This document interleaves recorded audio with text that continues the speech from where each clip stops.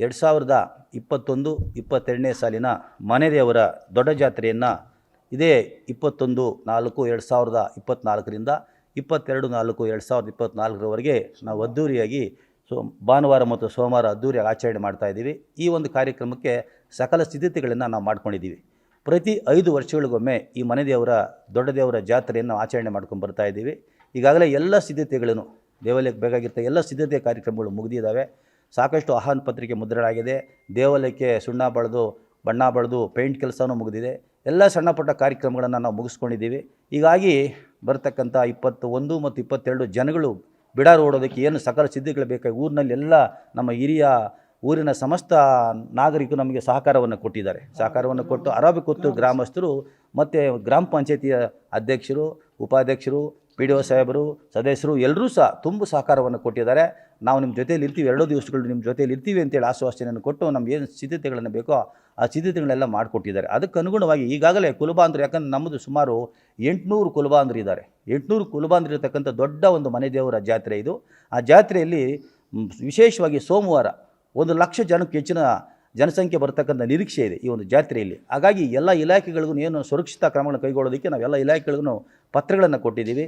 ಪತ್ರಗಳು ತೊಗೊಂಡು ಎಲ್ಲ ನಾವು ಸುರಕ್ಷಿತ ಕ್ರಮಗಳನ್ನು ನಾವು ಕೈಗೊಂಡಿದ್ದೀವಿ. ಆರೋಗ್ಯ ಇಲಾಖೆಯಿಂದ ಒಂದು ಆಂಬುಲೆನ್ಸ್ ಬರೋದಕ್ಕೆ ವ್ಯವಸ್ಥೆ ಆಗಿದೆ. ಪೊಲೀಸ್ ಇಲಾಖೆಗೆ, KEB ಇಲಾಖೆಗೆ, ನೀರಾವರಿ ಇಲಾಖೆಗೆ, ಜಿಲ್ಲಾ ಪಂಚಾಯತಿಗೆ, ತಹಸೀಲ್ದಾರ್ ಸಾಹೇಬರಿಗೆ, DC ಸಾಹೇಬರಿಗೆ, KSRTCಗೆ ಎಲ್ಲ ಇಲಾಖೆಗಳಿಗೂ ಪತ್ರವನ್ನು ಕೊಟ್ಟು ಸಹಕಾರವನ್ನು ಕೋರಿ ನೀವು ನಮಗೆ ಸಹಕಾರ ನೀಡಬೇಕು ಅಂತೇಳಿ ನಾವು ಮನವಿಯನ್ನು ಮಾಡಿಕೊಂಡಾಗ ಅವರು ತುಂಬ ಹೃದಯದಿಂದ ಅವರು ಸಹಕಾರ ಕೊಟ್ಟಿದ್ದಾರೆ. ವಿಶೇಷವಾಗಿ ನಮ್ಮ ಕೋಲಾರ ಜಿಲ್ಲಾ ಉಸ್ತುವಾರಿ ಸಚಿವರಾಗಿರ್ತಕ್ಕಂಥ ನಮ್ಮ ಬೈರತಿ ಸುರೇಶ್ ಅವರು, ನಮಗೆ ವಿದ್ಯುತ್ ಶಕ್ತಿಯ ಒಂದು ಅಭಾವ ಇದೆ, ನಮಗೊಂದು ಟ್ರಾನ್ಸ್ಫಾರ್ಮರ್ ಬೇಕು ಅಂತ ಕೇಳ್ಕೊಂಡಾಗ ತುಂಬ ಹೃದಯದಿಂದ ನಮ್ಮ ಮುನ್ರಾಜಣ್ಣವರು ಮತ್ತು ನಮ್ಮ ಜಗದೀಶ್ ಅವರು ಕೇಳ್ಕೊಂಡಾಗ ಅವರು ಅದನ್ನು ಸ್ಯಾಂಕ್ಷನ್ ಮಾಡಿಸ್ಕೊಟ್ಟಿದ್ದಾರೆ. ಯಾಕೆಂದರೆ ಕರೆಂಟಿನ ಅಭಾವ ಬರುತ್ತೆ ಜಾತ್ರೆಯಲ್ಲಿ, ಅಭಾವ ಆಗಬಾರ್ದು ಅಂತೇಳಿ ಆ ಒಂದು ಯೋಜನೆಗೆ ಅನುಗುಣವಾಗಿ ನಮಗೊಂದು ಹೊಸ ಟ್ರಾನ್ಸ್ಫಾರ್ಮರ್ನ ಹಾಕಿ ಏನೂ ಜಾತ್ರೆಗೆ ಅಡಚಣೆ ಆಗಬಾರ್ದು, ಬಂದಿರತಕ್ಕಂಥ ಎಲ್ಲ ಕುಲಬಾಂಧರನ್ನು ನಿರಂತರವಾಗಿ ಅವರು ತೊಂದರೆ ಇಲ್ಲದೇ ವಿದ್ಯುತ್ ಶಕ್ತಿಯನ್ನು ಬಳಸ್ಕೊಂಡು ಜಾತ್ರೆಯನ್ನು ಮಾಡ್ಕೊಂಡು ಹೋಗಬೇಕು ಅಂತ ಆ ಸಿದ್ಧತೆಗಳನ್ನು ಮಾಡ್ಕೊಂಡಿದ್ದಾರೆ. ಮತ್ತು ಇನ್ನೊಂದು ಊರಿನ ಗ್ರಾಮ ಪಂಚಾಯತಿ ವತಿಯಿಂದ ನಮಗೆ ಸುಮಾರು ಒಂದು 8 ಟ್ಯಾಂಕರ್ ನೀರು ಉಚಿತವಾಗಿ ಕೊಡ್ತಾ ಇದ್ದಾರೆ. ಒಂದು 8 ಟ್ಯಾಂಕರ್ ನೀರು ಉಚಿತವಾಗಿ ಬೆಳಗ್ಗೆಯಿಂದ ಸಂಜೆ ತನಕ ಉಚಿತವಾಗಿ ಅವ್ರು ನಾವೇ ನೀರನ್ನು ಸರಬರಾಜು ಮಾಡ್ತೀವಿ. ಪ್ರತಿಯೊಂದು ಬಿಡಾರಕ್ಕೆ ನೀರಿನ ಅಭಾವ ಇರದಂತೆ ನಾವು ಮಾಡಿಕೊಡ್ತೀವಿ ಅಂತೇಳಿ ಆಶ್ವಾಸನೆಯನ್ನು ಕೊಟ್ಟಿದ್ದಾರೆ. ಈಗಾಗಲೇ ಊರಿನ ಎಲ್ಲ ಸದಸ್ಯರು, ಅಧ್ಯಕ್ಷರು ಗ್ರಾಮವನ್ನು ಶುಚಿಗೊಳಿಸಿದ್ದಾರೆ. ಈಗಲೂ ಶುಚಿಗೊಳಿಸ್ತಾ ಇದ್ದಾರೆ. JCB ತೊಗೊಂಡು ಅವರು ಸ್ವಯಂ ಪ್ರೇರಿತರಾಗಿ ಜಾತ್ರೆ ಮಾಡ್ತಾಯಿದ್ದಾರೆ. ಯಾಕೆ ಇನ್ನೊಂದು ವಿಶೇಷ ಏನಪ್ಪ ಅಂತಂದರೆ ಈ ಒಂದು ಗ್ರಾಮದಲ್ಲಿ ಈ ದೇವಾಲಯಕ್ಕೆ ಸೇರಿರ್ತಕ್ಕಂಥ ಒಂದೂ ಕುಟುಂಬ ಇಲ್ಲ. ಹಾಲುಮತ ಕುಟುಂಬ ಒಂದೂ ಈ ಗ್ರಾಮದಲ್ಲಿ ಇಲ್ಲದೇ ಇದ್ದರೂ 500 ವರ್ಷಗಳಿಂದ ಈ ಗ್ರಾಮದ ಜನತೆ ನಮ್ಮೊಂದಿಗೆ ಬೆರೆತು ಏನು ನಮಗೆ ಸಿದ್ಧತೆಗಳನ್ನು ಬೇಕೋ ಎಲ್ಲ ಸಿದ್ಧತೆಗಳನ್ನು, ಸಹಕಾರಗಳನ್ನು ಕೊಡ್ತಾ ಬಂದಿದ್ದಾರೆ. ಹೀಗಾಗಿ ಸಕಲ ಸಿದ್ಧತೆಗಳನ್ನು ಮಾಡಿಕೊಂಡು ನಾವು ನಾಳೆ ಮತ್ತು ನಾಡಿದ್ದು ಅದ್ಧೂರಿಯಾಗಿ ಜಾತ್ರಾ ಕಾರ್ಯಕ್ರಮನ ನಾವು ಆರಂಭಿಸ್ತಾ ಇದ್ದೇವೆ. ನಮ್ಮ ಸ್ನೇಹಿತರು ಕೇಳಿದ್ದು ಒಂದು ನೀತಿ ಸಂಹಿತೆ ಜಾರಿ ಇರೋದ್ರಿಂದ ನಾವು ನಮ್ಮ ಬೈರತಿ ಸುರೇಶ್ ಅಣ್ಣವ್ರನ್ನ ಕರೆದಿದ್ದೀವಿ. ನಮ್ಮ ಕೋಲಾರಿನ ಶಾಸಕರಾಗಿರ್ತಕ್ಕಂಥ ಕೊತ್ತು ಮಂಜುನಾಥ್ ಸರ್ ಅವ್ರನ್ನ ಕರೆದಿದ್ದೀವಿ. MLC ಆಗಿರ್ತಕ್ಕಂಥ ಅನಿಲ್ ಕುಮಾರ್ ಅವ್ರನ್ನ ಕರೆದಿದ್ದೀರಿ. ವರ್ತೂರು ಪ್ರಕಾಶ್ ಸರ್ ಅವ್ರನ್ನ ಕರೆದಿದ್ದೀವಿ. ಮಾಲೂರು ಕ್ಷೇತ್ರ ಶಾಸಕರಾಗಿರ್ತಕ್ಕಂಥ KY ನಂಜೇಗೌಡರನ್ನ ಬೆಳಗ್ಗೆ ತಾನೇ ಭೇಟಿಯಾಗಿ ಬಂದಿದ್ದೀವಿ. ನಮ್ಮ ಕರ್ನಾಟಕ ಪ್ರದೇಶ ಕುರುಬರ ಸಂಘದ ಕಾರ್ಯಾಧ್ಯಕ್ಷರಾಗಿರ್ತಕ್ಕ ಅಂಜಲಿ ಸೋಮಣ್ಣವ್ರನ್ನ ಕರೆದಿದ್ದೀವಿ. ಹೀಗಾಗಿ 10 ಜನ ಮತ್ತು MTV ನಾಗರಾಜಣ್ಣವ್ರನ್ನ ಕರೆದಿದ್ದೀವಿ. ಮತ್ತು ಬೈರತಿ ಬಸವರಾಜ್ ಅವ್ರನ್ನ ಕರೆದಿದ್ದೀವಿ. ವಿಶೇಷವಾಗಿ ಈ ಒಂದು ಕಾರ್ಯಕ್ರಮ ಸಾನ್ನಿಧ್ಯವನ್ನು ಚಿತ್ರದುರ್ಗ ಮಠದ ಹೊಸದುರ್ಗ ಶಾಖಾ ಮಠ ಈಶ್ವರನ ಶ್ರೀಗಳ ಕಾರ್ಯಕ್ರಮಕ್ಕೆ ಭಾಗವಹಿಸ್ತಾ ಇದ್ದಾರೆ. ಅವರೇ ವಿಶೇಷವಾಗಿರ್ತಕ್ಕಂಥ ಸಾನ್ನಿಧ್ಯವನ್ನು ವಹಿಸ್ಕೊಳ್ತಾರೆ. ಅದು ಇನ್ನೊಂದು ಏನಪ್ಪ, ನಮ್ಮ ಸ್ನೇಹಿತರು ಕೇಳಿದಂಗೆ ನಾವು ಯಾವುದೇ ಒಂದು ಬ್ಯಾನರನ್ನಾಗಲಿ ಫ್ಲೆಕ್ಸ್ ಆಗಲಿ ಆಗ್ತಾ ಇಲ್ಲ. ಯಾಕಂದರೆ ರಾಜಕೀಯ ವ್ಯಕ್ತಿಗಳು ಬಂದಾಗ ಆ ಬ್ಯಾನರ್ ಆಗ್ತಕ್ಕಂಥ, ಫ್ಲೆಕ್ಸ್ ಆಗ್ತಕ್ಕಂಥ ನೀತಿ ಸಂಹಿತೆ ಜಾರಿ ಇರೋದ್ರಿಂದ ಯಾವುದಕ್ಕೂ ಅವಕಾಶ ಇಲ್ಲ.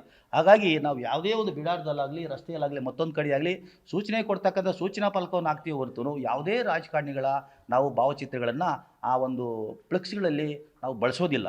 ಆಗ ಅವ್ರಿಗೂ ಹೇಳಿದ್ದೀವಿ, ಅವರು ಸರಳವಾಗಿ ಬರ್ತಾರೆ, ರಾಜಕೀಯ ವ್ಯಕ್ತಿಗಳಾಗಿ ಬರಲ್ಲ, ಭಕ್ತರಾಗಿ ದೇವಾಲಯಕ್ಕೆ ಭೇಟಿ ನೀಡ್ತಾರೆ.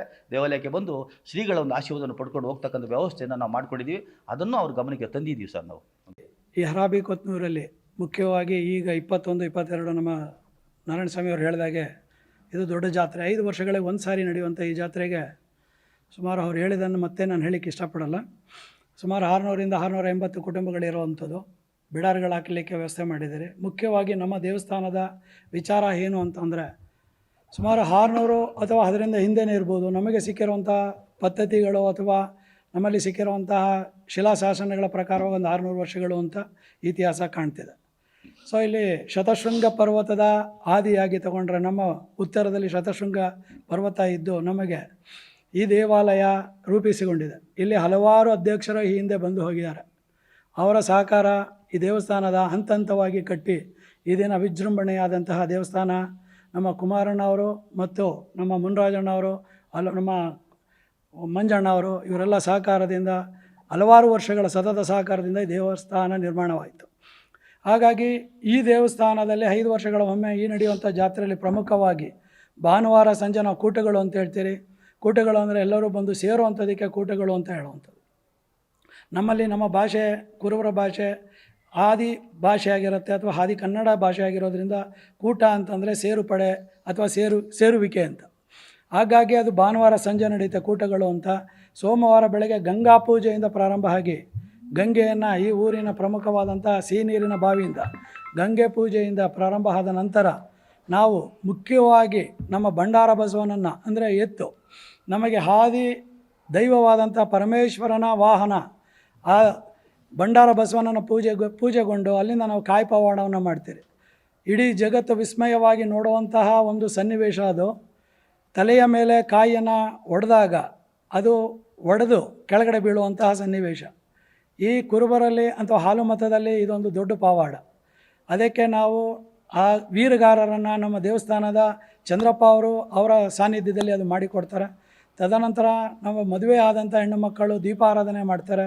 ತದನಂತರ ನಾವು ಇಲ್ಲಿ ಅಗ್ನಿಕುಂಡವನ್ನು ಹಾಕ್ತೀರಿ. ಅಗ್ನಿಕುಂಡದಲ್ಲಿ ನಮ್ಮ 5 ದೇವರುಗಳಾದಂತಹ ಎಲ್ಲ ದೇವರುಗಳ ಪ್ರತಿ ಮೂರ್ತಿಗಳನ್ನು ಅಗ್ನಿಕುಂಡದಲ್ಲಿ ಹಾದು ಹೋಗಿ ಬಂದು ನಮ್ಮ ದೇವಸ್ಥಾನ ಸೇರುತ್ತೆ. ತದನಂತರ ನಮ್ಮಲ್ಲಿರುವಂತಹ ಕೆಲವು ಭಕ್ತಾದಿಗಳು ಅಗ್ನಿಕುಂಡವನ್ನು ತುಳಿಯೋದು ಉಂಟು.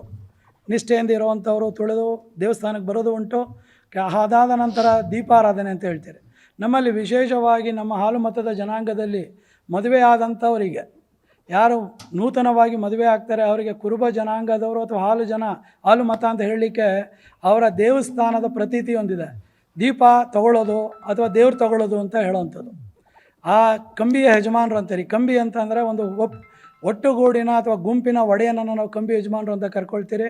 ಆ ಕಂಬಿ ಯಜಮಾನರು ನಮ್ಮ ಸ್ಥಿತಿಗತಿಗಳನ್ನು ನೋಡಿ ನಮ್ಮ ಜನನ ಅಂತ ನೋಡಿ ಆ ಹೆಣ್ಣು ನಮ್ಮವಳ ಅಥವಾ ಹುಡುಗ ನಮ್ಮವನ ಅಂತ ನೋಡಿ ಆ ಸಮಿತಿಗೆ ತಿಳಿಸಿ ನಂತರ ಅವರಿಗೆ ದೀಪಾರಾಧನೆ ಮಾಡುವಂಥದ್ದು. ಅದಾದ ನಂತರನೇ ಅವರು ನಮ್ಮ ಕುರುಬ ಜನಾಂಗಕ್ಕೆ ಅಥವಾ ಹಾಲು ಮತಕ್ಕೆ ಸೇರಿದ್ದಾರೆ ಅಂತ ಹೇಳುವಂಥ ಪದ್ಧತಿ ಆ ಕಾಲದಿಂದ ಅನಾದಿ ಕಾಲದಿಂದ ಬಂದಿದೆ. ಈಗಲೂ ಆ ದೀಪಾರಾಧನೆ ಸೋಮವಾರ ಸಂಜೆ ಆಗುತ್ತೆ. ಸೊ ತದನಂತರ ನಾವು ಆ ದಿನ ರಾತ್ರಿ ಪೂಜೆ ಮಹಾಮಂಗಳಾರತಿ ಆದ ನಂತರ ಈ ಕಾರ್ಯಕ್ರಮಕ್ಕೆ ಹಿತಿ ಆಡುತ್ತಾರೆ. ಮತ್ತು ನಮ್ಮ ಸ್ವಾಮಿಗಳು ಹೇಳಿದಾಗ ಎಲ್ಲ ಥರದ ಸಿದ್ಧತೆಗಳು ಮಾಡಿದ್ದೀರಿ. ಮುಖ್ಯವಾಗಿ ಈಗ ನೀತಿ ಸಂಹಿತೆ ಜಾರಿ ಇರೋದರಿಂದ ಭಾಳ ಎಚ್ಚರಿಕೆಯಿಂದ ನಮ್ಮ ಸ್ವಾಮಿಗಳಿಗೆಲ್ಲ ಹೇಳಿದ್ದೀರಿ. ಎಲ್ಲರೂ ಒಪ್ಕೊಂಡಿದ್ದಾರೆ. ಭಕ್ತಾದಿಗಳಾಗಿ ಬಂದು ಹೋಗ್ತೀನಿ ಅಂತ ಅವರು ವಿಚಾರವನ್ನು ನೀಡಿದ್ದಾರೆ ಸ್ವಾಮಿಗಳು.